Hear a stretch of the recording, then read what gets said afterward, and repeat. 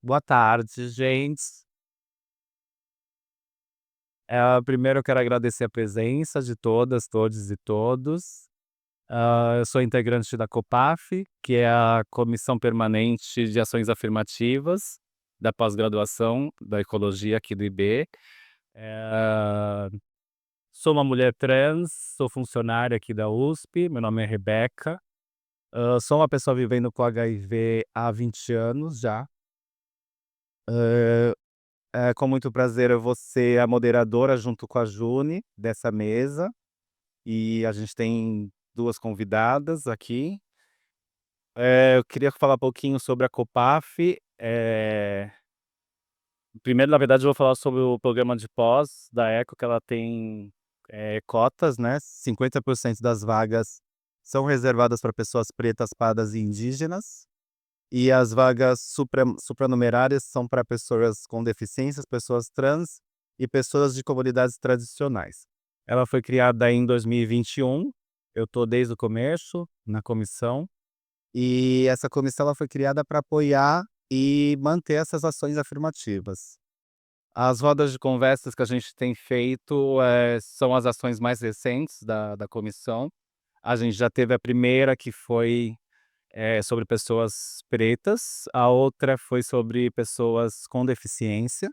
A gente tem as gravações das rodas de conversa no nosso YouTube, e eu vou fazer uma convocatória aqui que a gente está tendo eleições, e depois eu vou colocar os e-mails que eu vou falar, e a gente está convocando indicações de novos representantes entre os discentes e os coletivos.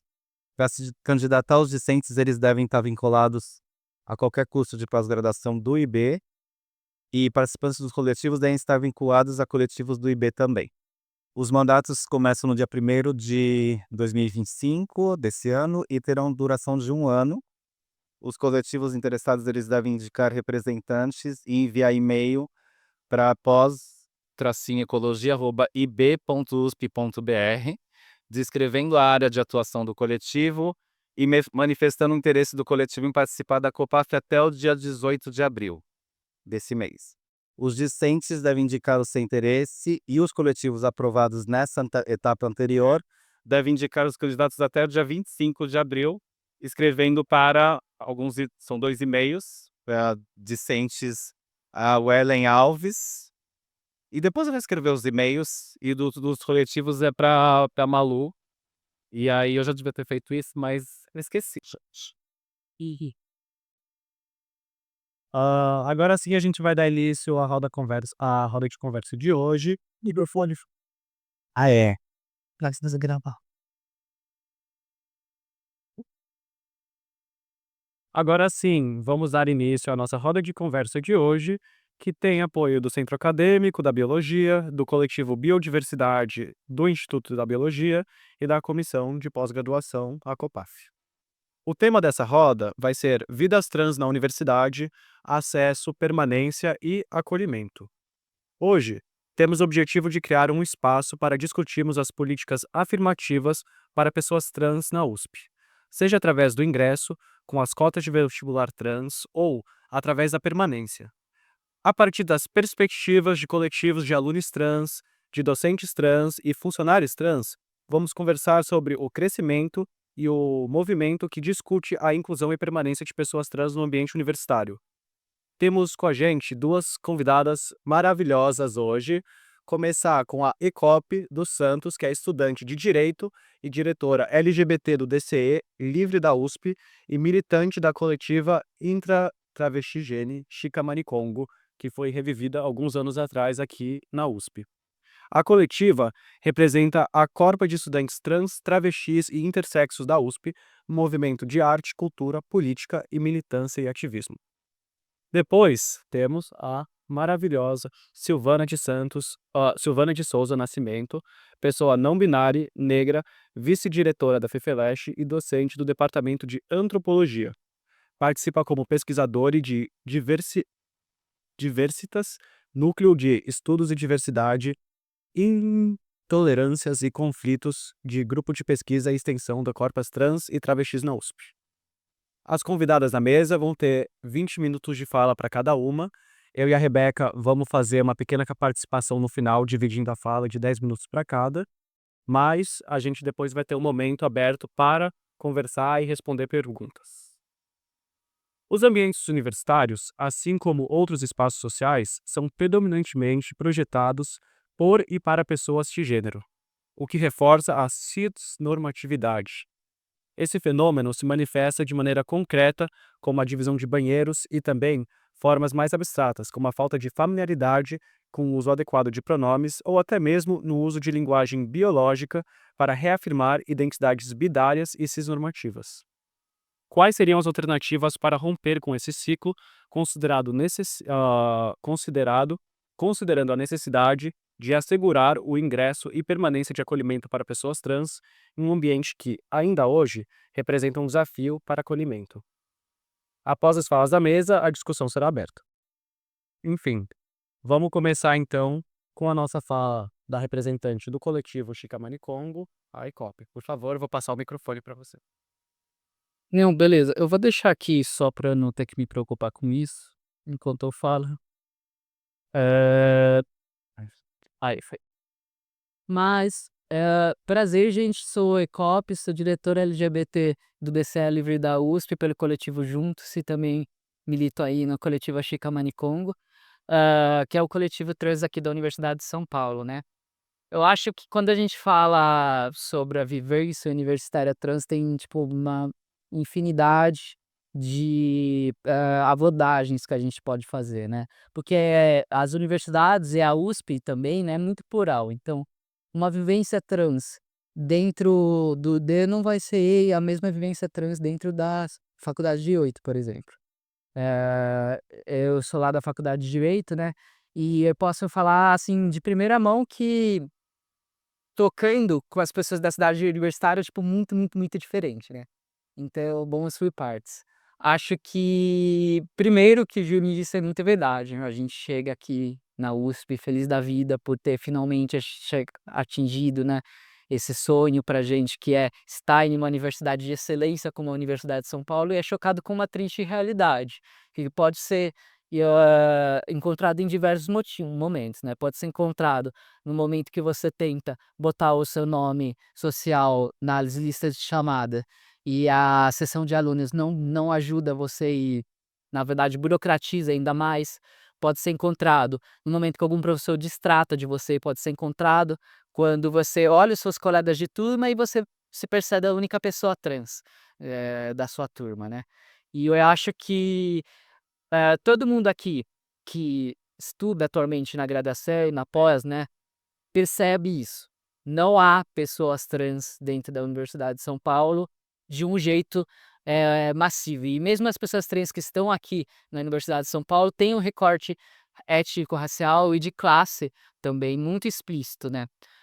Acho que cita aqui, né, ele é coordenador e também da Copas Trans, se eu não me engano, né, que fez uma pesquisa que ele se referencia muito desde da coletiva, que mostra que a grande maioria das pessoas trans que acessam a Universidade de São Paulo, que já são poucas, apenas 0,15% dos estudantes da Universidade de São Paulo são trans. E de 0,15, se não me engano, são 73% dos estudantes que vêm de escolas privadas. E muitas vezes estudantes que, pelo menos na nossa experiência, vão transicionar durante a universidade, então às vezes entram até como pessoas cis. Isso tudo para mostrar como há, pelos próprios dados mesmo, uma expulsão sistêmica da nossa população dentro da Universidade de São Paulo. Eu, em mesas como essa, costumo contar uma anedota que eu vivencio lá na faculdade de Direito, né. A faculdade de Largo de São Francisco, acho que vocês sabem, é um lugar um tanto quanto conservador, e eu sou a única pessoa trans da minha sala, né. E fica lá na Sé, o nosso campus, né, e pra mim é uma experiência meio de vivenciar a exclusão na prática, quando eu atravesso o metrô da Sé até chegar na minha faculdade, de encontrar mais pessoas trans vivendo na rua do que estudando a um lado na minha sala de aula. Geralmente encontro uma ou 2 travestis, na Praça da Sé, em situações precárias, provavelmente vivendo na prostituição, enquanto na minha sala eu me encontro com a única pessoa trans. E eu acho que é uma situação muito violenta, eh, que as pessoas passam, que a gente passa e que tem a ver com permanência, porque como você vai permanecer em uma sala de aula, em uma universidade, que você se vê como única e que você sai e é confrontada diretamente com a violência e com a dura realidade da sua população.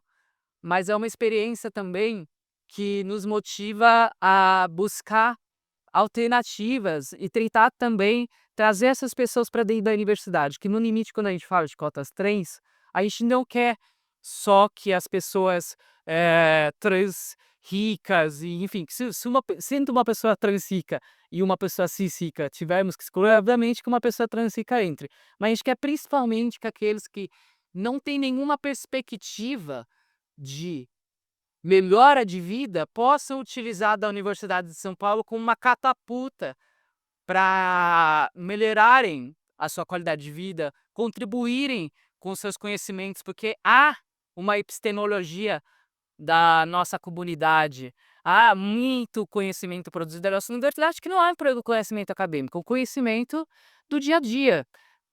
Então, um conhecimento artístico, um conhecimento de sobrevivência mesmo, e que nós temos a contribuir, né? E eu acho que quando a gente fala de cotas trans para graduação, a gente fará disso, né? Uma realidade muito dura que a população trans passa. Eu acho que todos aqui sabem os dados. Eu não preciso ficar aqui lembrando o quanto a gente morre, o quanto a gente está na prostituição, porque isso já é muito triste. Eu acho que não precisa ficar lembrando disso. Mas o fato é que a Universidade de São Paulo, ao não adotar cotas trans, perpetua esse ciclo. A Unicamp aprovou semana passada, hoje o Fiscar aprovou também. E eu acho que tem uma história a Universidade de São Paulo, né. A gente não pode esquecer que essa foi a última universidade a adotar cotas étnico-raciais. Tem uma resistência à população, ao povo entrar nessa universidade, que foi feita pelas elites para as elites, né. E essa mesma resistência é o que a gente também encontra em certo nível também hoje em dia. Muitos professores têm receio com as cotas trans, que estão nos conselhos, que, enfim. A gente escuta muita coisa. Eu também sou RD do Conselho Universitário. Vocês imaginam qual é o Conselho Universitário, né? Imagina o tipo de coisa que a gente escuta lá quando a gente tenta pautar isso. E quanto tempo ainda tem? Só para. Foram. Perfeito. Então, assim, há uma resistência da Universidade de São Paulo às cotas trans. E eu acho que ter essa sala aqui cheia de pessoas dispostas a debater isso é um avanço. É um avanço porque a gente lembra também que, primeiro, a gente precisa de pessoas cis aliadas nisso, porque, como eu falei mais cedo, apenas 0,15% de nós, dos estudantes, são trans. E como a gente pode esperar que 0,15% dos estudantes se choquem com uma estrutura tão conservadora quanto a da Universidade de São Paulo, né? Mas eu acho que mais do que isso, eu acho que é importante que nós estudantes, e aqui eu falo da perspectiva dos estudantes, tenho certeza que vamos ouvir outras perspectivas depois, mas é importante que a gente lembre a nossa história, né? Então, lembrar de como foram aprovadas as cotas étnico-raciais, né? Que não foi por nada além da mobilização do movimento estudantil, do movimento negro, né. E eu acho que é por isso que a Chica, né, a EDCR e todas essas entidades estudantis estão tento pautando isso agora, porque a gente sabe que por mais que a gente, nas primeiras instâncias, né, como o Conselho de Inclusão e Pertencimento, que são mais progressistas, a gente encontra uma facilidade, a gente sabe que essa facilidade tem um teto, e que eventualmente a USP vai mostrar sua face mais conservadora pra gente, tentar nos expulsar, como vem nos expulsando, né. Eu acho que por isso a movimentação por cotas trans é tão importante, por isso que todo espaço que a gente tem, por isso que eu agradeço na verdade estar aqui, porque todo espaço que a gente precisa ocupar e para falar e convidar as pessoas para se mobilizarem, né. Acho que nesse sentido também, quando a gente faz de entrar, né, sempre o acesso sempre vem junto da permanência também. E o fato é que hoje a Universidade de São Paulo não tem nenhuma política de permanência, específica para pessoas trans. Então a gente da Chica, a gente trabalha com a militância como uma frente, mas a gente tem uma segunda frente que é a frente de acolhimento. Porque, pelo menos uma vez por mês, alguma pessoa trans da USP é expulsa de casa e não tem onde morar. E aí, o que a gente faz? Tem que ter uma comunidade para apoiar. E é esse um pouco o nosso trabalho também. E eu acho que a nossa luta é uma luta que é muito difícil, principalmente quando a gente adentra meios mais conservadores, mas eu acho que quando a gente consegue ver que faz a diferença na nossa população, quando a gente consegue achar uma casa para uma pessoa trans que foi expulsa de casa, né? Ou quando eu espero que ainda esse ano a gente consiga aprovar as cotas trans aqui na USP, é muito recompensador, porque é a gente concretamente apoiando a nossa comunidade, apoiando de onde a gente vem.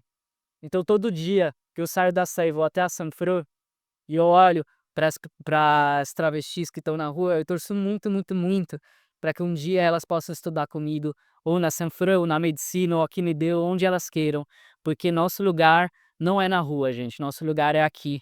O lugar de ninguém é na rua, nosso lugar é produzindo conhecimento, nosso lugar é aprendendo e ensinando aqui dentro da Universidade de São Paulo. Acho que é mais ou menos isso que eu tinha para dizer. Muito obrigada.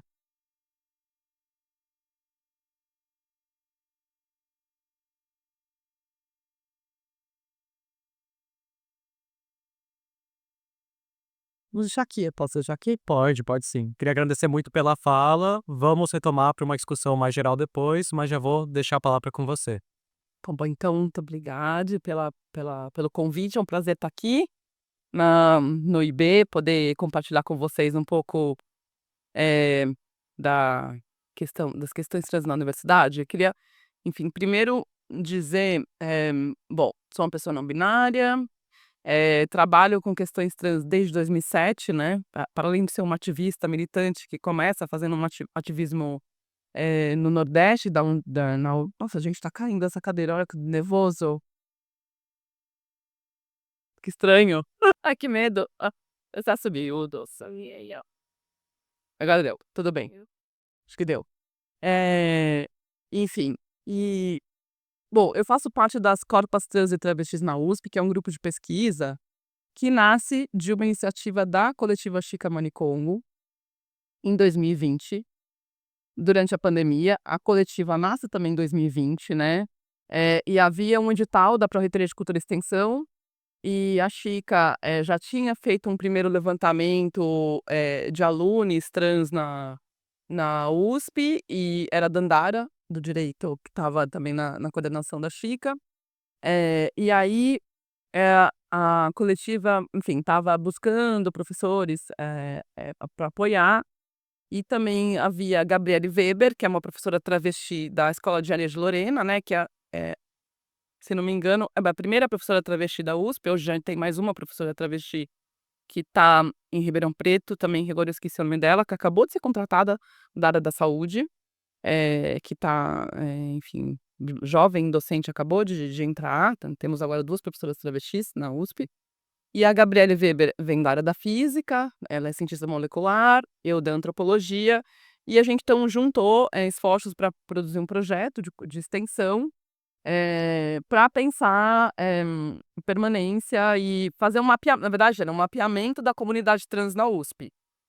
Assim nasceu o Corpos Trans, né? Então a gente teve foi um projeto que durou 1 ano. Era um corpo de pesquisadores só compostos de estudantes trans. Então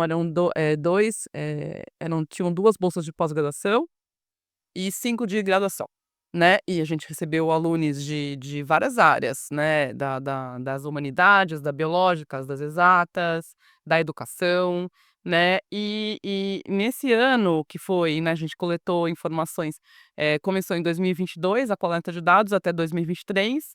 Então são informações que já estão desatualizadas, porque os estudantes trans cresceram, né? Apesar das dificuldades, né, tem muito mais gente hoje. E a gente fez um questionário online, meio bola de neve, né, com a ajuda de estudantes, e esse questionário circulou. Rebeca também preencheu, lendo, Sim. que são pouquíssimos funcionários trans, né, que a gente tem na USP também. E aí a gente, enfim, tem um pouco um quadro geral de primeiros dados, a gente ainda não a gente está terminando o relatório, vamos, enfim, a gente não tem disponível todos os dados ainda, estamos sistematizando, mas posso compartilhar com vocês algumas coisas, né. Mas antes de falar disso, eu achei importante falar das cotas trans, né, as cotas trans, né, nas universidades públicas, e a gente espera que a USP também, aprove, não seja a última, né, como foi na questão étnico-racial, ela vem de mãos dadas com as cotas para pessoas negras, para PPIs, pessoas pretas, pardas e indígenas, né. São as mesmas questões que atravessam as 2 populações, né. Então, são populações, digamos que, têm questões de vulnerabilidade socioeconômica, né, sofrem inúmeros preconceitos, têm muitas dificuldades de completar o ensino médio, de se inserir na universidade pública por conta de discriminação, né, racial e de gênero, digamos assim, né. Então não dá para a gente pensar as cotas étnico-raciais, elas precisam ser pensadas, são parceiras as cotas trans, né. E pensando que grande parte da população trans, como o Ecop falou, que está na prostituição, são pessoas negras, são mulheres trans e travestis que são negras, né, e vivem em situação muito vulnerável e como vocês não sei se vocês sabem, mas é importante sempre lembrar, que o Brasil é o país que é campeão em transfeminicídio no mundo, há 16 anos, né. É o país que mais mata pessoas trans no mundo há anos, há décadas, né. Então são pessoas que não conseguem ficar vivas para se inserirem na universidade, muito menos se inserirem no mercado de trabalho. Por isso a importância de termos cotas trans e podemos fazer um processo, no qual essas pessoas possam, entrar, eh, enfim. E aí, elas entrando, né, aí outras questões aparecem, que é a questão da permanência realmente, que também afeta pessoas negras, né, e pessoas indígenas também, e com deficiência, né, e pessoas quilombolas, enfim, em situação de refúgio, né. E aí, pensando nisso, né, a gente na Cefeleste, né, da onde eu vim, a gente há muito tempo a gente vem criando algumas ações, pra a gente, por exemplo, a gente 2014 eu entrei em 2013, né, como docente. 2014 a gente fez o primeiro curso de extensão que chamava, Introdução ao Universo Trans e Travesti. E a gente chamou, em cada aula do curso de extensão, a gente trouxe uma pessoa trans para falar sobre trabalho, educação, saúde, corpo, prostituição, movimento social, arte, enfim. E aí nesse primeiro curso, que eu acho que é importante nos lembrar, havia um problema, né, fundamental, que hoje até hoje é um problema para nós, que é a questão dos banheiros, né. Não havia à época na USP nenhuma unidade que respeitasse o uso dos banheiros por pessoas trans. Então, apesar das resoluções, dos conselhos, de educação, do governo estadual, do direito ao uso, do banheiro com o qual se identifica, né, a pessoa ela tem o direito a usar o banheiro com o qual se identifica, né. Não havia isso, então a gente tinha que colocar a plaquinha lá, imprimir em papel e colocar a plaquinha. Todos os dias tinham pessoas que arrancavam a nossa plaquinha, né. Enfim, a questão dos banheiros, né, que é algo, assim, primordial, que é fazer o seu xixi em paz, né. Então isso é algo além do nome social, a questão do banheiro também, que é algo que é, digamos, um direito fundamental de qualquer ser vivo, né, que a gente precisa ainda e isso foi 2014, então faz 12 anos, 10, 12 anos que a gente fala, e as questões ainda são, né, ainda apesar de não sei como é que é aqui no IB, mas na Cefel a gente tem uma placa, tem todo mas sempre pessoas trans sofrem, violência, né, no banheiro. São, obrigadas a sair, sofrem violência física, inclusive já teve casos de violência física na Fefeleste, mas eu acho que isso é algo comum, né, nos banheiros. Enfim, então a gente começou, esse curso de extensão, a começar a falar sobre isso, aí depois uma aluna da filosofia sofreu uma violência no banheiro e começou, né, a gente colocou a plaquinha depois, eh, e aí, eh 2019 a gente, fez uma optativa que hoje também a gente oferece, que chama Estudos Trans, que é uma optativa, para o curso de Ciências Sociais, mas que também tem vagas para alunos de graduação de outras unidades, que é uma disciplina composta, sobretudo, de bibliografias produzidas por pessoas trans, brasileiras e internacionais, né, pra gente dar visibilidade a essa produção, que é uma produção muito grande, que já, enfim, há décadas tem sido produzida dentro e fora da universidade por pessoas trans de várias áreas, também da biologia, né? Acho que é muito importante. Tem, enfim, biólogas também transfeministas, feministas também, que nos ajudam a pensar de outra forma, que depois a gente pode até, em outro momento, né, trazer essa discussão para cá, que eu acho que tem um diálogo, né, das ciências sociais com a biologia que acho que é muito importante a gente fazer. E aí, hum, em 2019, se não me engano, as cotas. Aí começa então o processo de discussão, 2017, 18, de cotas na pós-graduação, né? Como a USP demorou muito, né, para implantar as cotas para a graduação, os programas de pós-graduação, com as suas autonomias, puderam criar as cotas independentes que corriam paralelamente com as cotas para a graduação, né? Na antropologia e no programa de Humanidades, Direitos e Outras Legitimidades, que é o programa interdisciplinar, a gente então, além das cotas étnico-raciais, a gente incluiu também reservas de vagas para pessoas trans e em situação de refúgio, né? Enfim, na UFFLeste, acho que, se não me engano, temos apenas 2 programas de pós com cotas para pessoas trans, que é o de Antropologia e o de Humanidades, porque eu estou nele. E, enfim, é por causa disso, e, enfim, como assim, né, e enfim. Mas a gente espera que isso possa ir aqui também, agora, enfim, né, tem toda uma ramificação, e daqui seja muito pequeno, né. E aí, então, aí nessa pesquisa ai, eu ia cronometrar, mas eu acabei esquecendo. Não, mas eu tô cronometrando. Tá, Não se preocupa. eh na pesquisa, então, acho que não sei se todo mundo conhece, mas a gente sempre apresenta a mesma pesquisa, né, que a gente fez com Gabi, com a Gabriele Weber. Naquela época, a gente mapeou 108 pessoas que se identificavam como pessoas trans na USP, 108 pessoas, né? São 0,15%, né, que falou, mas a gente pensa assim, então, há uma estimativa que 2% da população brasileira é trans. 2%. Temos na USP 0,15%, né? 82% dessas pessoas que responderam eram da graduação e 10% da pós. Eu acho que hoje esses números mudaram, né? A gente tentou, à época, eu vou falar isso publicamente, a gente tentou que essa pesquisa pudesse ser uma pesquisa mais institucional da própria universidade, que a USP pudesse ter disparado os formulários para a gente poder ter um número, digamos, mais ampliado das todas as pessoas trans que compõem a USP, mas a gente não conseguiu.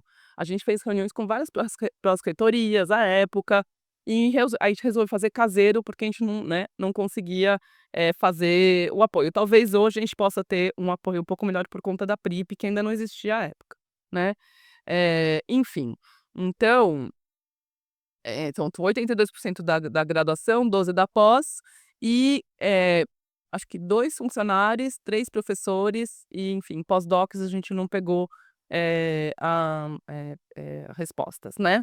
É interessante pensar que nessa amostra, 50% da amostra se identifica como pessoa não binária, né? 31% trans femininas e 18,5% trans masculinas, né?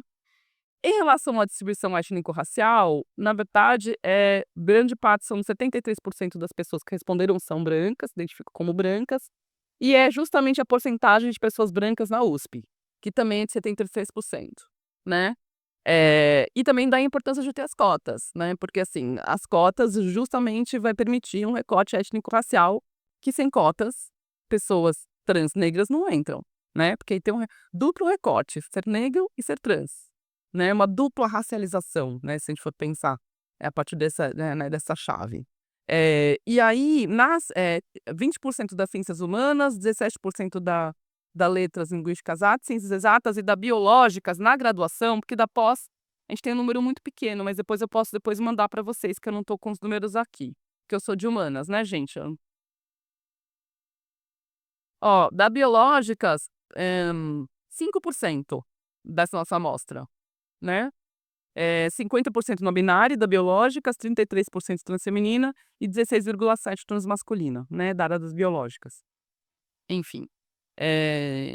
E uma coisa importante, né, que acho que acompanha o que a Copa falou, 56% dessa amostra de alunos de graduação fizeram a transição durante a graduação, né. Então é importante a gente atentar para o fato de que a universidade, apesar de ser um ambiente, eh, transfóbico, de árido para pessoas trans, ao mesmo tempo é um ambiente de abertura para novas possibilidades, né, de ser e de estar. Então, de descoberta da transgeneridade, descoberta da sexualidade, é um ambiente de experimentação, né. Então muitas pessoas trans se descobrem trans na universidade, né. E isso também acarretam problemas com família, né, esses casos de expulsão de casa, né. Tem alunos na PUFELESH que a gente acompanhou e acompanha, que quando né, se dizem publicamente que são pessoas trans, a família expulsa de casa, né, ou então agride violentamente, enfim, que é algo também comum e que é importante, né, que a instituição também tenha esse respaldo, né. Se é um lugar de experimentação, de possibilidade de expressão da identidade de gênero, também precisa ter uma retaguarda da instituição que também favoreça que essas pessoas possam florescer aqui, né. E aí tem uma questão de saúde mental, muito importante que a gente vê nos nossos dados que grita, né. 70% das pessoas que responderam o formulário dizem já ter sofrido transfobia, né. Eh, e além disso, tem uma questão ainda mais grave em relação à ideação suicida, né. Então existem pesquisas que mostram, né, que há uma associação entre sofrer transfobia e aumento das chances de uma pessoa trans ter uma ideação suicida, né, assim como também racismo é a mesma coisa, né. Então, a gente viu, né, na nossos dados que, eh, a taxa de ideação, o que que é a ideação suicida? A gente pergunta: "Você já pensou?", né, que você já pensou em, né, 80%, né. Enquanto que na população não trans é de 33% ideação suicida. Isso é muito grave, né.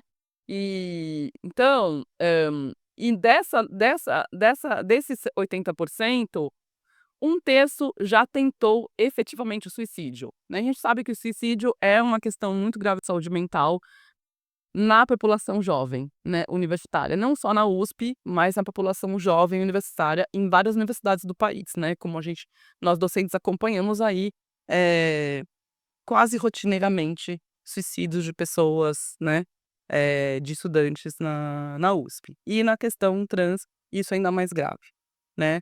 Então, primeira coisa, cotas trans, depois como a gente vai poder, produzir formas de acolhimento é aqui. Uma das coisas fundamentais que eu acho que tem que começar conosco, com a gente que está aqui, é realmente um letramento, né.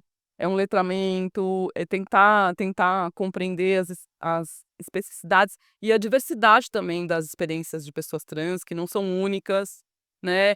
E se você não sabe, perguntar para as pessoas: "Como é que eu chamo? Aquela pessoa ali que é meu aluno ou aluna, não sei, como é que eu chamo ela? Como é que eu te chamo? Qual o seu pronome?", né. E não pode ter vergonha de perguntar, tem que perguntar, né, porque é assim que a gente aprende, né, e sem julgamentos, né, e enfim, e sem também tentar enquadrar aquelas pessoas dentro de um corpo esperado para o que era uma pessoa trans ou para que é uma pessoa cis, né, que é uma complexidade, digamos, caleidoscópica e galáctica de muitas expressões de gênero, né, que não se adequam ao padrão binário. Eh Enfim, acho que é importante a gente tentar, capilarizar oficinas e rodas de conversa, informações nos boletins das nossas unidades, nas redes sociais, eh né, colocar publicamente, enfim, essa questão trans, né, que seja algo transversal, né, a nossa atuação na universidade, não apenas de quem é especialista no tema e trabalha com gênero, enfim, né, é importante que seja uma questão assim como a questão racial, né, acho que a questão racial e de gênero, a questão racial e trans, elas são, digamos, um par, né, importante.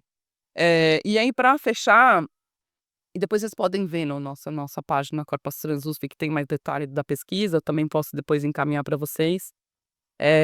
A gente está tentando agora, na FEFELESH uma coisa pequena, que é alguns banheiros, né, sejam banheiros a gênero.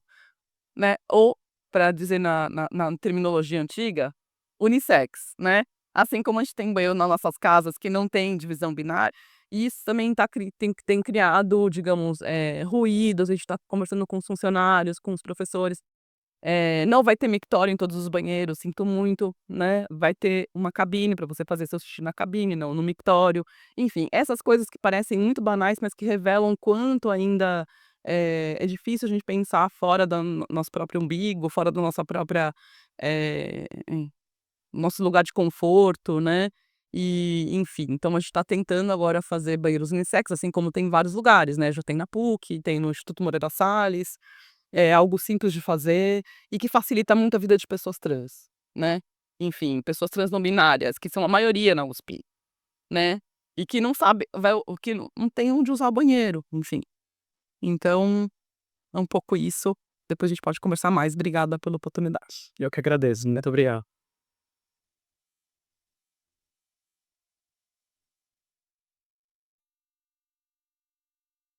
Eu? Bom, já falei meu nome é Rebeca.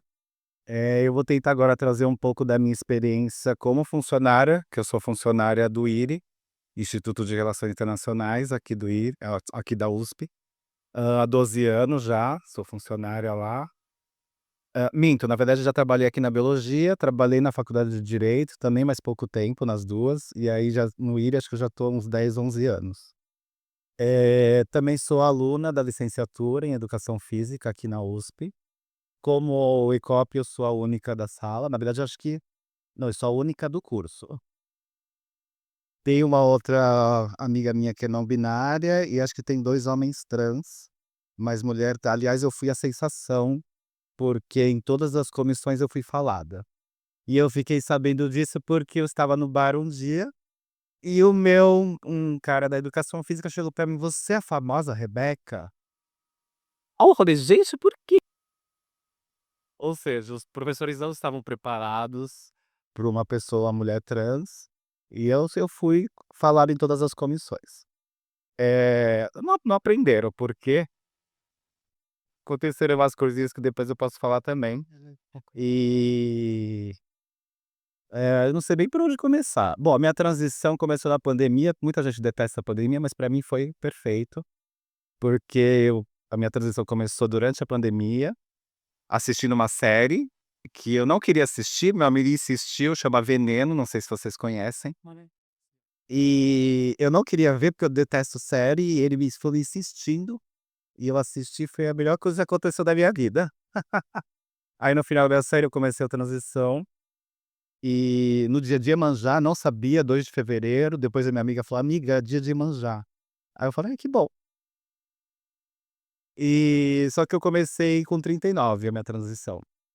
E segundo meu psicólogo, a pessoa que começa um pouco mais tarde a transição, ela passa pela infância, adolescência, tudo de novo. Então, com 39 anos eu estava adolescência, eu ia pra balada quinta, sexta, sábado,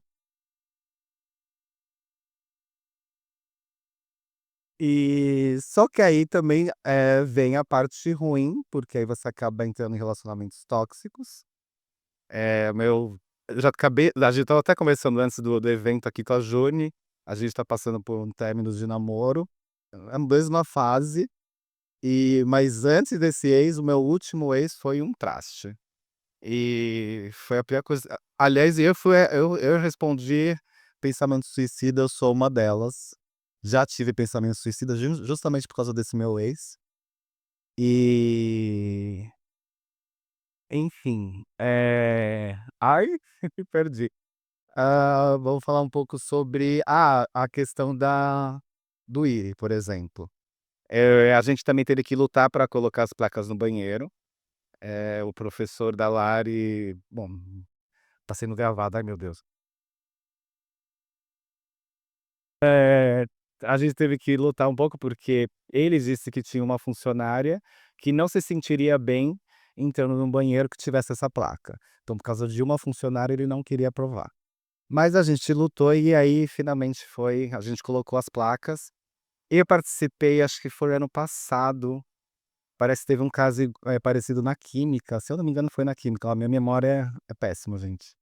E eu fui até a química, porque eu conheço um dos professores da química que fez parte desse processo administrativo contra uma professora de lá, mais velha, que parece que ela tem as placas na química, essas placas no banheiro. A professora foi lá e colocou uma placa embaixo. Ai, falando umas besteiras lá, se você entrar aqui vai levar paulada, alguma coisa assim. Depois ela confessou mesmo que foi ela, ainda bem. E aí teve esse processo administrativo, a Gabriela e o Edor entrou antes de mim, porque eles chamaram pessoas trans para testemunhar o que que a gente achava dessas placas. E ela entrou primeiro e ela gritava, e eu assim: "Eu não quero mais entrar". Gente, porque assim, tem o advogado da professora, e parece que ele estava sendo super transfóbico com ela. E ela gritava lá dentro. E aí quando ela saiu, eu falei pra esse meu colega que é professor de lá, né, falei: "Eu não quero entrar, o que aconteceu?". Ele: "Não, o advogado já levou bronca, a gente brigou com ele, falou que não é pra falar assim, mas". Comigo ele foi super tranquilo. E ainda bem, porque senão eu ia ficar nervosa e meu ascendente é Áries, Satanás, gente. Ia ser babado. E esse foi o caso da química. No IRI também, a gente eu sinto falta principalmente dessa parte de acolhimento, porque no IRI a gente tem, na verdade, a gente tem um grupo de vulnerabilidade, que são 3 professores, e eu passei por assédio no IRI, primeiro sexual, mas o sexual não foi dentro do IRI, depois esse cara virou meu chefe, e aí ele começou a me assediar moralmente. Eu mandei o e-mail para esse grupo de porque funcionava só por e-mail. E aí eu mandei e-mail, eu não tive resposta, eles não responderam, aí eu tive que marcar uma conversa, porque eu já não aguentava trabalhar com o cara. Eu tive que marcar uma conversa com a vice-diretora, esperei da Lara entrar de férias, marquei com a vice-diretora, e aí ela me deu 4 opções, ou eu processava ele criminalmente, né, já nem lembro direito. E aí essa eu falei: "Ah, tudo bem, vou pensar". Aí saí da reunião, depois de uma semana ela me mandou mensagem: "Ah, você quer ir para o setor da". Cada unidade estava sendo criada a PRIP, né, então cada unidade ia ter a sua CIP, e aí ela queria me colocar na CIP. Só que nem tinha sido criada ainda a comissão, ou seja, eu acabei aceitando, porque eu queria me livrar do meu chefe. Acabei aceitando, só que eu fui não fazia nada o dia inteiro. Ou seja, eu me sentia uma inútil, fiquei acho que 6 meses nesse setor que não existia, e aí, finalmente, eu tive sorte, porque uma funcionária da CCNINT, do IRI, pediu demissão por burnout.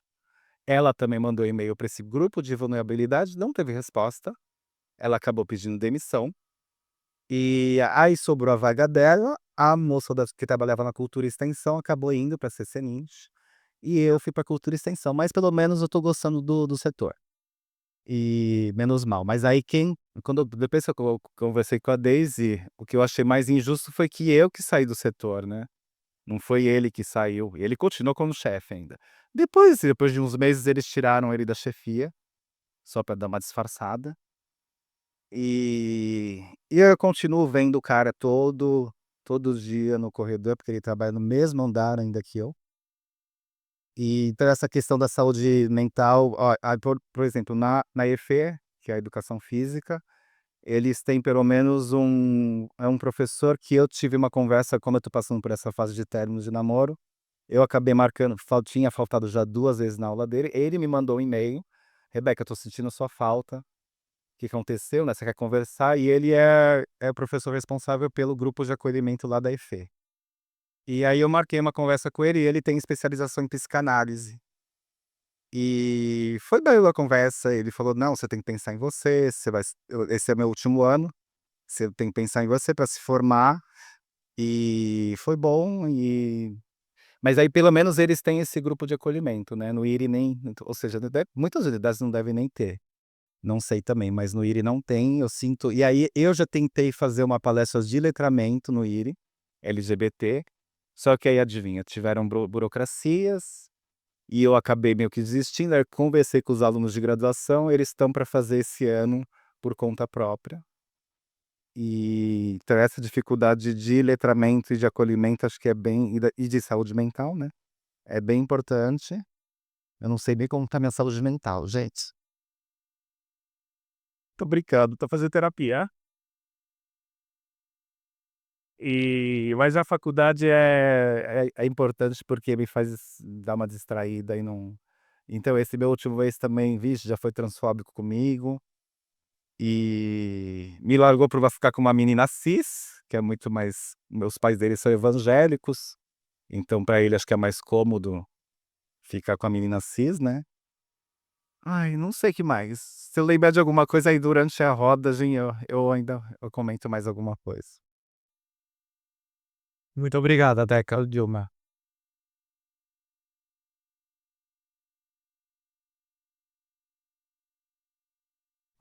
Bem, eu tô para fazer o fechamento então das nossas falas, eu queria trazer um pouco de aspectos que cada um levantou, nos vários espaços que as pessoas trans estão se enfiando, né, na universidade, porque não são espaços que estão sendo abertos. São espaços que a gente conquista e, pelo menos a minha visão, também como uma pessoa trans que transicionou antes de entrar na graduação, foi de sempre ser um ambiente muito hostil. A biologia, para mim, foi vendida como um lugar de biodiversidade, de diversidade de LGBTs, de diversidade racial, e quando eu entrei aqui eu me deparei com uma realidade que não era essa.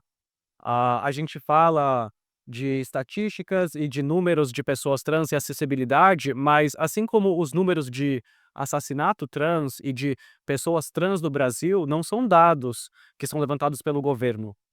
A ANTRA, que é a Associação Nacional de Travestis, é quem faz o principal levantamento desses dados. E é tudo um esforço da própria população trans. E o que a gente não está vendo aqui com a fala da Sil, se não é um microcosmo disso na USP, de que a gente tem que fazer o próprio levantamento para brigar pelas nossas estatísticas, porque não é nem algo que a universidade faz. Então, para mim, isso pesa muito. Quando eu entrei aqui na biologia, tinha outras duas meninas trans já, que eram minhas veteranas. E engraçado, né? As duas eram do mesmo colégio particular que eu era. As duas transicionaram ao longo da biologia.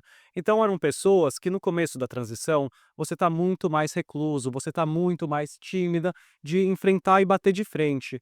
Então eu entrei e eu tive briga com acho que todos os meus professores no primeiro ano, sem exceção.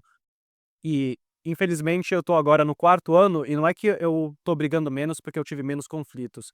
É só porque eu escolhi melhor minhas batalhas. Eu acho que vale mais a pena a gente organizar uma mesa aqui e fazer pressão onde importa do que eu ficar me ardendo com toda a dor que vai ter na universidade. Eu acho que a biologia tem que se arder muito com esse papo, porque a biologia é reprodutora central do discurso transfóbico que atormenta a gente.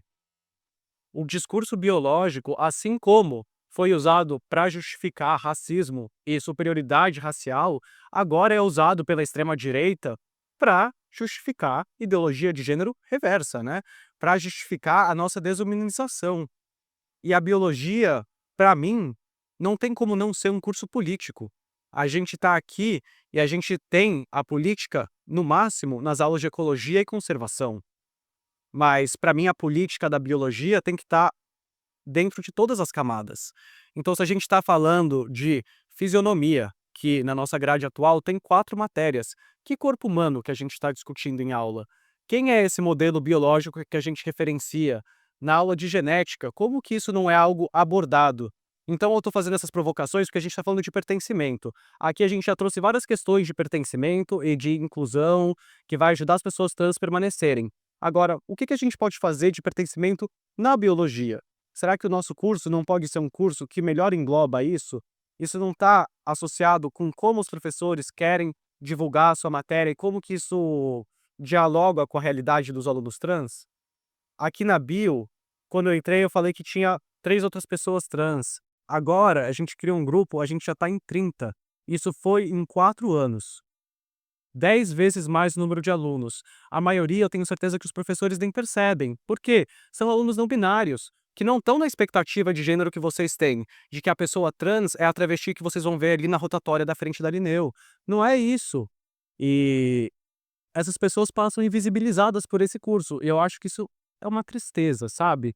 Então, como que a gente pode trazer isso, além das cotas trans, para a graduação? por que que a Rebeca tem que ficar sendo mexida de departamento para departamento toda vez que ela sofre uma violência? E por que que a gente não está fazendo pressão para ter também uma cota para funcionários, uma cota para pós-graduação, como a gente tem aqui na ECO, ou uma cota para professores? Porque, de novo, os professores que a gente tem trans são poucos e os que estão lá não foi por uma abertura da faculdade, foi por uma força deles. E eu tô próximo a me graduar e eu queria poder sair daqui falando: "Putz, fizemos um avanço para que a próxima calorada que entrar, que cada vez vai ter mais gente trans, se sinta mais bem inclusa nesse ambiente, e que o curso dialogue mais e não ajude a reproduzir as violências que a gente vivencia, mas sim ajuda a combater esse discurso".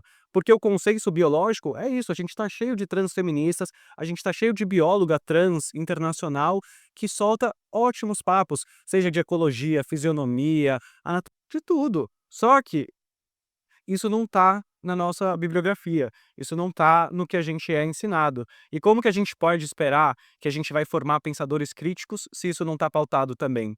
O banheiro da biologia também é uma zona de guerra. A gente pode não achar isso, mas qualquer pessoa trans que vai lá, é inevitável, você não consegue não ler as coisas. Então, cada vez mais a gente vê pessoas trans indo para os banheiros mais distantes, indo lá no terceiro andar da ecologia, no fundo, para fazer xixi.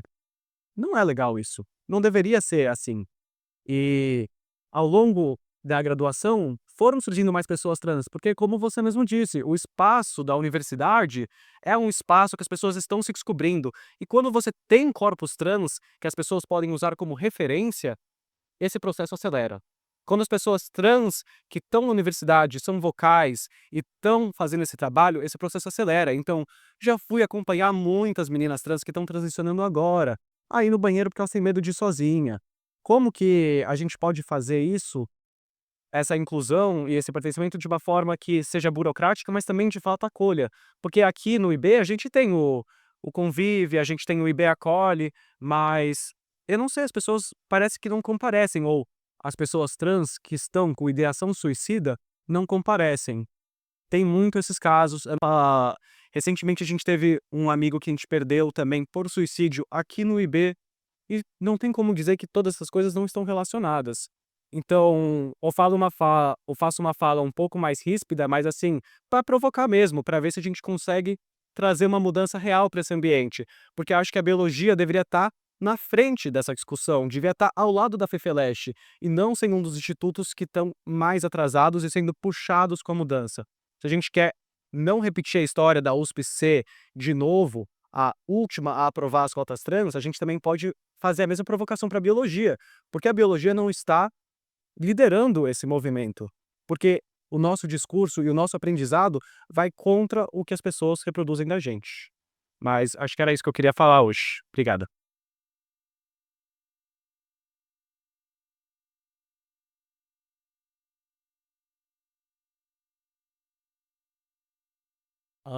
Bem, agora a gente vai abrir, né, uma roda, então, se alguma coisa ardeu em vocês ou se alguma coisa ficou de dúvida, acho que agora é um bom momento, a gente tem 4 pessoas aqui super dispostas para conversar.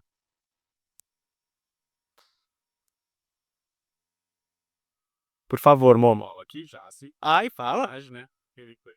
Mas é isso. Pegar o microfone que aí registra melhor. Obrigado, professor. Gente, então sou o Anderson, né, o Momô, sou aqui estudante da biologia, já sou formado na licenciatura. Eu acho que eu queria muito reforçar isso que a Juni falou, no sentido da liderança da biologia, porque eu acho que quando a gente volta para esse maquinário, primeiro que a gente está falando de cotas, né?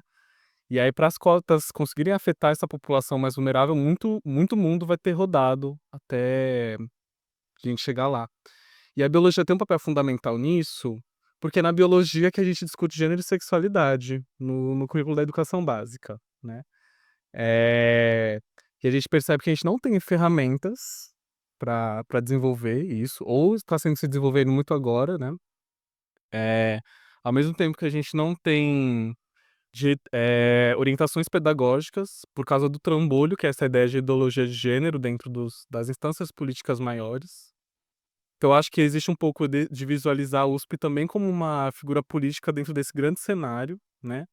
E de como a transgeneridade, ela acho que como a professora Silvana coloca, ela também está num lugar de subserviência, tal como pautas raciais, que eu acho essa uma analogia muito boa, né? Tenho trabalhado por muitos anos com população LGBT em situação de extrema vulnerabilidade, é muito nítido como a raça é um fator crucial ali, né? Tanto a cultura LGBT vem de muitas referências da cultura negra, mas os fatores de exclusão mais cruéis vão ser com essa população, que vai estar nas ruas, em situações muito precárias, sem acesso à saúde. E eu acho que aqui a gente fala da pessoa, às vezes, não ter nenhuma perspectiva, né? Ter esse horizonte de possibilidade. Eu sempre lembro da minha amiga Fernanda, que ela é uma travesti negra, que veio de uma história muito difícil, de ter sido abandonada quando criança, viveu em abrigo, vai para as ruas e aí encontra um movimento social no centro e começa a ter mais engajamento. E ela vai para a escola, graças ao Transcidadania, é um projeto que, acho para muitos que talvez não conheçam, de reinserção de pessoas trans dentro do ensino básico. Elas recebem uma bolsa, em teoria elas têm que marcar presença na escola, né? E ela inclusive ganhou uma bolsa para ir para a ETEC, para a ETEC de São Paulo. Mas a Fernanda, ela desiste de ir no meio do caminho, porque ela começa a sentir que aquele espaço não é para ela. Porque acho que a gente teve pouca possibilidade de conversar sobre isso, mas talvez ela tenha tão pouco espaço de sonhar um futuro, talvez ela esteja tão preocupada com a sobrevivência, que eu lembro que quando a gente morou junto, a gente tirou uma estatística entre nós, que a Fernanda, em 2 anos, ela passou por 4 atentados à vida dela. Quando a gente fala atentados, tô falando de tentar atropelar ela na rua, quando ela saiu com o cara bateu nela. Então, isso além da violência diária, né? Então, é preciso uma força para a sobrevivência muito grande. Eu acho que é por isso que a gente precisa de muitos atores e pessoas presentes para ajudar nesse suporte. E eu acho que mais uma vez voltando para a biologia, né? Eu acho que até que a gente está falando aqui do programa de pós-ecologia, existem muitas contribuições, acho que como a Dini colocou também, de pessoas trans para a própria ecologia. Existe o conceito de ecologia queer, que eu acho que entra um pouco mais dentro dos norte-americanos, mas eu acho que agora está vindo mais para a América Latina. Tem uma autora que é a Brigitte Baptiste, que ela vai falar de transecologia, acho que é um papo mais da antropologia, né? Mas que ajuda a desmistificar essa ideia que a biologia carrega do natural versus o que é sintético, né? E eu lembro que tinha uma analogia que eu vi uma vez que falava muito bem que a pessoa trans, ela é um artesanato que combina o orgânico com o que é feito à mão, né? E aí eu acho que a gente tira um pouco desse olhar tão estigmatizador do corpo que é tido como não natural, né? Que é ao mesmo tempo que a biologia às vezes traz essa ambiguidade do natural e não natural, explora ambos. Explora tanto o natural, ou melhor, tá dentro desse universo, né, de exploração dos recursos naturais e também dos corpos, mantendo a pessoa na subserviência, que eu acho que também é sobre isso, né? A gente tá falando de algo que não está aí por acaso, né? Mudar essa estrutura não é só algo que esqueceram de modificar. Mas era isso, assim, eu queria agradecer, acho que muita presença de todas. E é isso, a pergunta que eu tinha talvez era entender isso, como que vocês veem a biologia como uma máquina de mobilizar esse debate também, né? É só isso aí. Obrigado.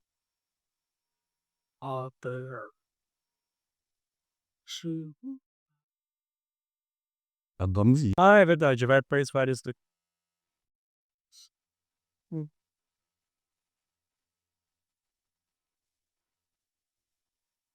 Gente, muito obrigado pela mesa, pelas falas. Eu sou o Taio, sou daqui da biologia, sou do coletivo Bitita, o coletivo negro daqui da biologia. Eu gostei muito, Sil, quando você falou do quanto o movimento preto e o movimento trans é esse movimento irmão, né? Que as cotas PPI, elas andam de mão dadas com as cotas trans. E eu penso nisso muito também na minha vivência pessoal, porque o meu irmão é um Lamãe trans, chama-se Lírio Nascimento, não sei se vocês conhecem. mas e ele também convive com HIV desde quando nasceu, em 1990. E a gente conversa muito sobre essa o quanto é transversal, né, essa questão racial com a questão trans. E ele também por ser psicólogo, a gente conversa bastante sobre saúde mental. E aí que me vem a minha pergunta, porque aqui tem sido a saúde mental, ela tem sido um tema bastante frequente. Em todos os movimentos a gente sempre fala de saúde mental, a gente tem várias iniciativas, né, aqui na biologia, como você também citou, tem o IB Acolhe, Convive, a Copaf que está aí na frente pensando nisso. É, só que eu vejo, aí é uma observação pessoal, duas forças contrárias. Ao mesmo tempo que a gente vê essas iniciativas, a gente vê outras iniciativas que só nos adoecem cada vez mais, e isso vem da PRIP, muitas vezes, que é a Pró-Reitoria de Inclusão e Pertencimento, que a gente ficou bastante feliz quando ela foi implantada, só que a gente vê o quanto ela também atua nessa força contrária, e eu vou dar um exemplo. Eu morei muitos anos no CRUSP, e uma das primeiras coisas que a PRIP fez foi começar a limpar os corredores, e isso significa tirar sofás, que a gente utilizava ali para o nosso convívio e tudo mais. Então, é todo um movimento para deixar não acolhedor, um simples sofá para a gente ir lá, trocar ideia, porque estava no corredor, estava atrapalhando. E aí a gente já passa por todas as questões que a gente já carrega, né, fora dessa universidade, e quando a gente entra aqui, a gente vê essa instância com essa força contrária. Aí a minha pergunta é, no no movimento, o quanto vocês estão tratando disso, como posso dizer, dessa contradição da universidade nesse sentido, em relação à saúde mental? Alguém mais quer falar?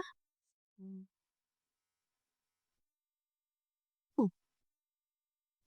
Posso falar? Bom, olá gente, boa tarde. Eu sou o Gil. Eu sou ingressante da Biologia USP e eu ingressei em 2023. Eh, Primeiramente, eu queria usar minha fala para glorificar esse espaço, essa presença, inúmeros docentes que eu conheço aqui. E isso é uma coisa que, para mim, é algo é algo novo. Por exemplo, foi citado na mesa que existem muitas pessoas que entram na universidade e sentem um espaço de acolhimento para descobrir a sua transexualidade. E esse foi o meu caso. Eu sou uma pessoa que veio do interior, de pessoas trans que eu conhecia na minha cidade, que tem os seus 300.000 habitantes, não só as pessoas em situação de precariedade, em situação de vulnerabilidade. Ter essa visão dentro da USP de acolhimento se perpassa por trás da PRIP, por trás do convívio, porém, ao mesmo tempo, na realidade, não é bem assim, que foi algo que foi citado na mesa quando a gente tem a dificuldade dos banheiros. Nos banheiros, eu fiz 2 anos da minha graduação, eu fui muito presente na chapa do centro acadêmico. Lá, mesmo sendo um ambiente assim, mesmo a USP tendo esse ideal de acolhimento e que somos aceitos em todos os perdão, em todos os espaços, dentro do próprio centro acadêmico já ocorreram várias vivências transfóbicas, o quesito do banheiro, e com isso eu sinto que esse espaço, eu queria mais uma vez agradecer muito a mesa, esse espaço de fala, vem nos dando cada vez mais espaço para conseguirmos lutar pelas nossas direitos básicos de convivência, de existir dentro da USP sem ser incomodado por existir, sabe. Eu queria perguntar para a mesa, a priori, como tem sido esse processo, porque é uma batalha principalmente para as pessoas que representam. Nós, por exemplo, eu não estou na mesa, eu estou aqui como ouvinte, mas eu queria saber como que é esse processo, porque é algo muito duro, né, num contexto de tanto observar o processo, como na Unicamp se desenvolver de uma maneira por base da luta, e aqui na USP tem sido uma coisa que a gente não consegue ter um quórum, porque as pessoas não aparecem nas palestras, não estão aptas a conversar, a ouvir sobre, a lutar sobre isso. Então fica mais essa pergunta de como tem sido. Obrigada, gente. Eu posso falar? Pode. Tá, Mas você, depois outras vezes de bom, tá respondendo e estiver fazendo. tá. Eu vou fazer só. Foi mal. É só uma pergunta para juntar tudo isso, que é uma dúvida pessoal mesmo. Eu me considero uma mulher cis e eu tenho, assim, convivência com inúmeras pessoas da comunidade trans e muitas vezes eu não sei, por falta de letramento, eu acredito, eu não sei muito como colaborar, sabe? Eh, Colaborar no sentido além de o respeito mínimo aos pronomes, essas questões, assim. Tipo, como colaborar na prática, sabe? Então, é mais ou menos essa a minha pergunta. Obrigado. Algum de vocês quer responder primeiramente? Eu posso começar, eu acho. Bom, não sei se eu vou conseguir responder muito a sua pergunta, porque eu não sou aqui da biologia, mas eu acho que iria contribuir um pouco sobre as outras. Eu vou falar assim mesmo. Sobre as outras questões que foram apresentadas aqui, né? Acho que. Vamos falar. Primeiro sobre. Acho que as duas perguntas de vocês estão muito relacionadas, né? Acho que existem. Por mais que. Eu não sei como é aqui na biologia, né? Mas existem espaços em que a gente consegue pautar mais as cotas trans, né? De que a gente consegue pautar e ser recebido entre os estudantes, né? Então lá na Sanfran eu venho sendo muito porta-voz disso lá, né? E a gente conseguiu fazer rodas de conversas, a gente teve uma assembleia que contou com uma presença de diversos estudantes, pautando as cotas trans e apoiando iniciativas, né, em relação a isso. Então, no ano passado, a Chica e o DCE fizeram um manifesto sobre cotas trans e pediram assinaturas, tanto de estudantes quanto de professores, e membros da sociedade civil também. E a gente conseguiu 2.000 assinaturas, né? Em uma universidade que tem isso 50.000 pessoas, se eu não me engano, né? Então, há um espaço, as pessoas se interessam. Quando você pergunta para as pessoas e explica as razões, elas entendem e elas têm abertura para discutir. Eu acho que o que precisamos, acima de tudo, e aí entrando um pouco na sua pergunta, é botar a mão na massa, né? Eu acho que a gente faz muitas rodas de conversa. Eu já fui convidado para diversas rodas de conversas no IRI, na FIFELESH, na educação, tipo, em diversos lugares, porque eu acho que nosso primeiro instinto é começar a debater sobre isso, né? Mas eu acho que a gente também precisa dar um passo além de nos organizar mesmo, né? Então, eu sou o tipo de pessoa que acredita que não tem como a gente fazer uma mudança que nem essa, que é uma mudança que, querendo ou não, é estrutural, apesar do que a gente está sendo reivindicando na prática, é 2% das vagas, é uma mudança que acaba sendo meio estrutural.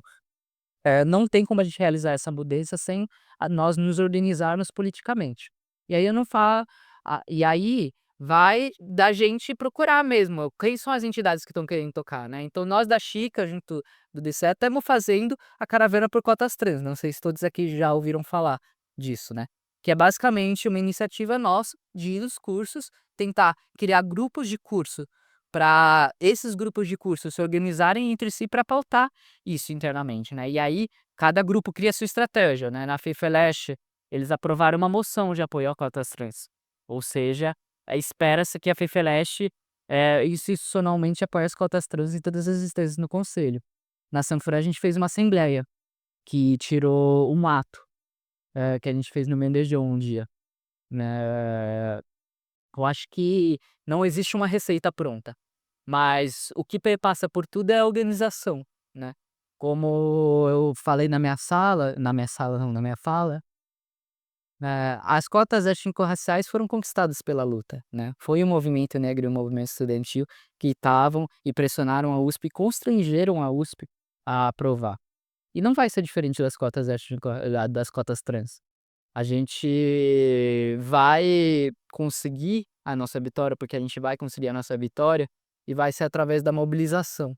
Inclusive, queria convidar todos os estudantes que estão aqui a conversarem comigo depois no fim dessa roda de conversa que a gente está falando, para a gente, de fato, e assim, trocar contato ou adicionar vocês no grupo da biologia, que tem um grupo da biologia, se caso vocês se interessem. E é isso, botar a mão na massa mesmo. Então, A gente agora está numa fase meio institucional de tentar pautar isso dentro do Conselho de Inclusão e Pertencimento, e talvez aí vá um pouco a ver com a sua pergunta, né, que é o conselho da PRIP. Ah, e para isso a gente precisa das assinaturas dos presidentes da CIP locais, né. E tem sido uma movimentação dos próprios estudantes dos cursos, de chegar no presidente da CIP e falar: "Ô, tudo bom?", explicar a proposta um pouco que está sendo reivindicada pelo coletivo, pelos estudantes, que foi uma proposta que vem sido construída, e pedir assinatura. E nisso a gente está quase conseguindo o número de assinaturas que a gente precisa para pautar na próxima sessão do COIP, né. São 32 assinaturas que a gente precisa, hoje a gente tem 24. E inclusive a gente vai mandar hoje o ofício, porque a gente precisa mandar com 30 dias de antecedência para o próximo conselho, mas a gente entende também que a luta não para nessa esfera institucional, né, a gente vai precisar de uma movimentação muito forte, porque como eu disse na minha fala também, a gente pode ser até que dentro do COIP seja um pouco mais fácil, porque os professores que estão lá são um pouco mais progressistas, apesar de todas as suas contradições. A gente não pode esquecer também que a PRIP, o jeito que a PRIP está tratando o CUSP, enfim, acho que essa é uma discussão talvez para outro momento. Mas vão ter esferas da burocracia da USP que são muito mais conservadoras que a PRIP, isso eu acho que não tem como negar. E a gente vai se chocar com elas. Enfim, acho que não sei se deu para responder as duas questões aqui. Agora eu queria falar um pouquinho rapidinho assim por cima. Acho que a questão de saúde mental é uma questão muito cara assim para a gente da Chica, porque como eu disse, uma das nossas frentes é justamente a frente de acolhimento. E a gente entende que, por mais que a PRIP seja bem intencionada, porque, enfim, na teoria é bom que o espaço seja limpo, né? Mas, porra, tirar o sofá é foda, né? Mas por mais que a PRIP seja muito bem intencionada, não vai adiantar. A gente precisa construir uma comunidade, né? E eu acho que para mim é isso que é muito relevante. É, a gente precisa construir uma comunidade trans, uma rede de apoio trans, e aí eu acho que também vai para o CRUSP isso, que se apoie e que e que nós estejamos uns com os outros nas trincheiras. Eu acho que isso é muito importante, porque a nossa militância não é uma militância abstrata, é uma militância que a gente eh, concretamente nos vê como companheiros uns dos outros e sabemos que se um dia eu precisar, vai ter um grupo aí de 100 pessoas que vão estar dispostas a me apoiar. E eu acho que é meio que essa saída que eu enxergo. Não sei se eu respondi muito bem, mas era isso que eu estava pensando. Claro. Eu queria focar principalmente na pergunta de vocês dois, do Momo e do Tai, ah, quanto isso de dificuldade de ver a perspectiva, é algo que eu vejo muito.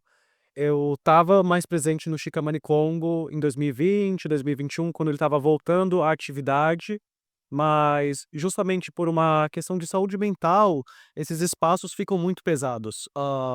Então a gente tem o grupo de acolhimento e é chocante, assim. As coisas que acontecem lá são chocantes e nunca vai deixar de ser chocante, e é contínuo, é contínuo. Então isso vai desgastando muitas pessoas e desgasta muito rapidamente. Então também é sobre conseguir identificar o que você consegue fazer dentro da sua capacidade, né. Eu percebi que a luta dentro da USP para mim estava muito desgastante, eu falei: "Ok, como que eu posso pegar essa energia que eu quero investir na população trans, mas aqui no espaço da USP eu não estou conseguindo sempre". Eu falei: Vamos para o cursinho popular". Então entrei num cursinho, que é um cursinho voltado para pessoas trans, que chama Transformando Brenda Lee. A ideia é muito linda, mas volta para isso da falta de perspectiva. A gente começa o ano sempre com, tipo, 50 alunas, várias travestis, vários não binários, vários transmasculinos, mas a gente termina sempre com 2 ou 3 alunos. Porque a maioria não tá lá para ingressar na faculdade, tá lá para ter um espaço de acolhimento, tá lá para ter um espaço de aprendizado. Muitos não concluíram o ensino médio. As aulas de biologia sempre eram muito mais frequentadas, e não é porque eu sou uma grande professora, é porque são tópicos que dialogam com a realidade dessas pessoas. Então a gente está falando de alimentação saudável, a gente está falando de gênero, a gente está falando de sexualidade, a gente está falando de ecologia, e isso são coisas que as pessoas têm interesse de aprender e têm interesse de trazer para si.